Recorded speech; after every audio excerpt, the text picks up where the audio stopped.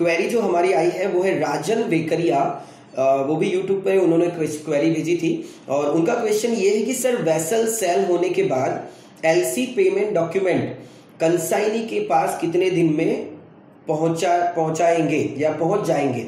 Okay so Rajan ji, जैसे अगर आपका एक बार कंसाइनमेंट हो जाता है विद इन अ डे और टू आपके पास वो सारा सेट ऑफ डॉक्यूमेंट्स आता है, राइट। वो सेट ऑफ डॉक्यूमेंट्स हम लोग हमारी बैंक में देते हैं और हमारी बैंक बायर्स की बैंक को कैरी फॉरवर्ड करती है और बायर्स की बैंक बायर को इंटीमेट करती है कि we are in receipt of documents what you have imported plan for.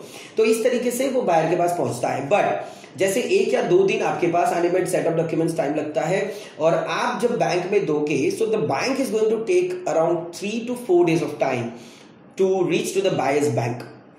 तो ये 3 से 4 दिन का टाइम कम से कम आपका लगेगा बायर्स की बैंक तक पहुंचने में। और बायर के पास बायर की बैंक जब बायर को इंटीमेट करेगी, अगर आपका वर्किंग डेज कंटिन्यू है तो या सैटरडे संडे अगर बीच में आ रहा है, so again it is going to be happen on Monday that buyers bank would like to request buyers to reach to the bank and again to collect the documents as per your payment term. जो भी LC का जो भी documentation होगा तो उसके मुताबिक अगर एलसी एट साइट होगी they are going to match the criteria of the LC. जो भी आपके डॉक्यूमेंट्स है अगर वो एलसी को मैच कर रहे हैं definitely they will proceed for the payment. अगर मैच नहीं कर रहे हैं, डिस्क्रिपेंसी कुछ आ रही है, in that case buyer seller is going to be communicated the things.